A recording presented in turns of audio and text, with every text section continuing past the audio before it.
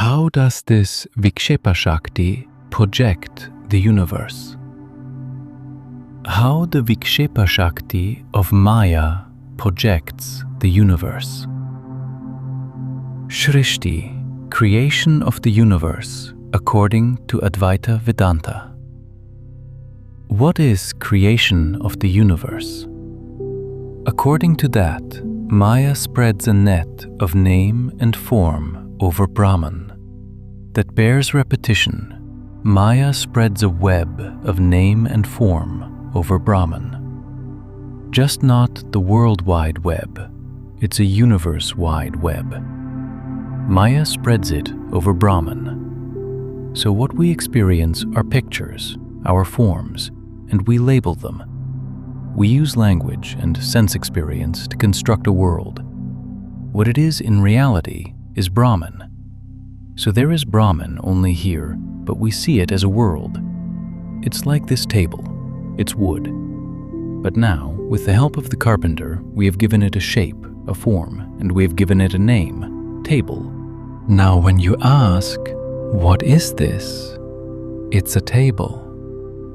Because we know what is wood, we understand this table as wood, and we understand it as a table. There is no Avarana Shakti playing here. There is only a Vikshepa Shakti. That wood is presented not only as wood, as a table also. If we go out to the Pacific Ocean out there, and I ask you, look at the waves. Okay, we are seeing the waves. And I ask you, look at the water. Okay, Swami, I can see the water. It's the very same thing with a certain name and form. You call it a wave. With a certain name and form, you call it foam. With a certain name and form, you call it bubbles. With a certain huge name and form, you call it a tsunami wave. But it's all water, with particular names and forms. At least there, the wind and the currents, they whip up the water into real waves. In Brahman, even that does not happen. Even that does not happen. It's all the play of Maya. There, we know what is water and we know what is wave. So immediately, when I ask you to see it as a wave, you can do it. When I ask you to see it as water, you can do it. It takes just a change in our understanding, not in what we see. We see exactly the same thing. But here, in case of the world, of the universe and Brahman, we can't do it. We can't do it because we see the universe, we see ourselves, we experience our minds. But we don't know what is Brahman here. Vedanta tells us Brahman and name and form of the universe are presented to us mixed up, taken together. But just as we can separate name and form of the wave from water, name and form of the table, we can separate mentally, not physically. We can, in our understanding, we can separate the name and form of the table from the wood, because we know what is wood and what is a table. We know what is a wave and what is water. We know what is an ornament and what is gold. We know that. But here, we don't know what is Brahman. Brahman is hidden for us. We cannot separate, and we see it as all together. So in our Ramakrishna's famous example, sand and sugar are mixed, and an ant can separate them. There, we have to be careful. There is something called sugar, and there is something called sand, and they are mixed up. Here, there are not two things. There are not two things. The table is not a thing, and wood is not another thing. It is the wood alone appearing as the table. It is water alone appearing as the wave. It's a gold alone appearing as ornament. The name and form are different. Just as in an ocean, you have foam on the ocean. You have to understand the example carefully. It's a beautiful example, but it shouldn't stretch it too much. There is a waves, and there is foam on the waves. Especially, even on a good surf day, you will have surf. You have foam on the waves.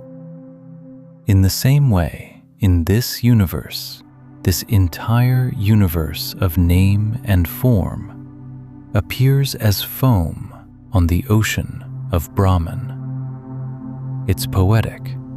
This entire universe of name and form appears like foam on the ocean of Brahman.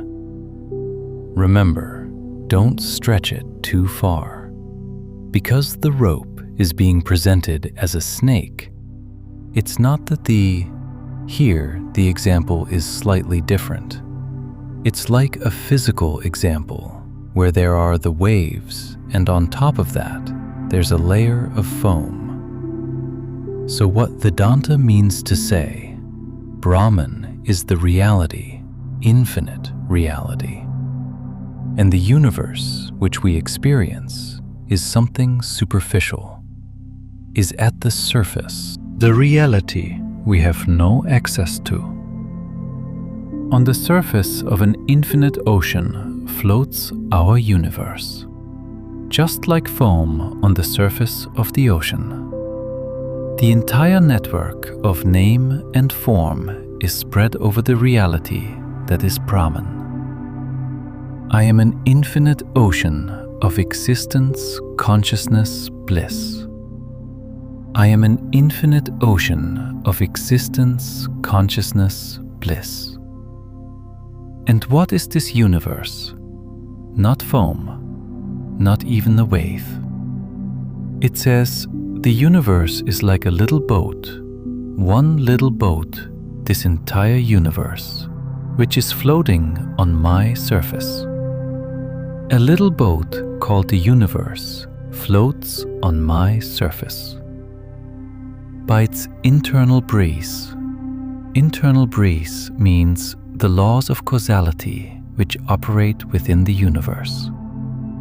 Within the universe, it moves up and down. There is birth, there is death, there is creation, there are planets come up, life evolves, it comes up. And then it destruction. Stars go supernova, universes, galaxies, and the best solar systems disappear. It moves down. By its internal law of causation. What is my attitude? Attitude of me, Brahman, the infinite ocean. I am not impatient with it. I watch it. This is the most superficial level of understanding. Vedanta goes deeper. There is a deeper level of understanding. I am an infinite ocean of existence, consciousness, bliss. And what is this universe, including this body and mind? This body and mind, this little life, and this whole universe. What is it? Not a boat. Boat is after all separate from the ocean. This universe is a wave. One wave in this existence, ocean of existence, consciousness, bliss. which I am. Then let the wave rise, let it settle back into the ocean. I, the ocean, am neither increased by it nor decreased by it. Let birth come, I do not gain anything by it. Let death come, I lose nothing by it. Let success come, happiness come, I gain not a little bit by it. Let defeat and despair and humiliation come, I lose not a little bit by it.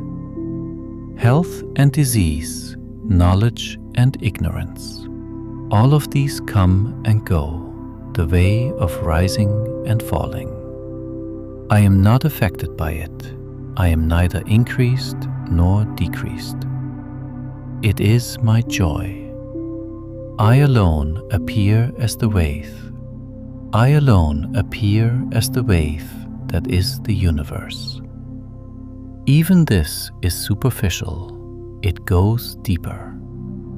I am an infinite ocean of existence, consciousness, bliss. And the universe, not a boat, not even a wave. A wave is some movement of the ocean, however tiny. Imagine an ocean without waves. Then this universe, it's imagined, be kalpana. There is no wave called this universe. It's an imagination in the ocean of consciousness. If you have a mirror and you take it in front of the Pacific Ocean, you will see so many waves, big and small. You will see the surf and the spray. But in the mirror, none of those waves are actually there. Not one drop of water is there in the mirror. You see the entire ocean there.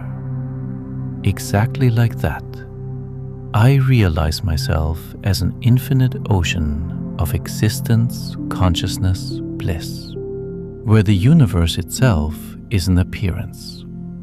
Then what am I? I am formless and profoundly peaceful. The Bible has said, peace that passeth understanding. Not peace that is subject to arrival and departure. Not peace that is subject to disturbance. Profoundly peaceful. This is how I have ever been eternally. In the reality that is existence, consciousness, bliss.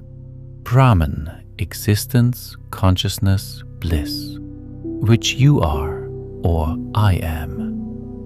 What is this universe? It's a projection of name and form. Just like form on an ocean. What is the problem then? The problem is, I am not aware of myself as an ocean. I identify more with a wave. I am a little wave who comes up. Maybe even a bubble has just come up and is about to pop anytime. And I have problems. I have serious problems. I have things to do. A wave, a little wave has places to go.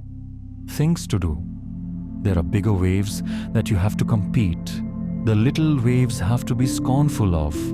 And there are waves I will be friendly with. And there are waves I will fight with. And I know inevitably I will go back into the ocean. Death. That's my life. That's the life of all the waves.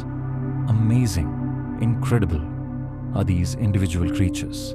The little waves which arise in the ocean of Brahman. They arise in the ocean of Brahman. Who get born? Millions and millions and billions of us. The waves arise in the ocean of Brahman and play. I love you. I want to marry you. And we will always be together. They play with each other. Next, I hate you. We will have a divorce. Did they fight with each other? And at the end, what happens?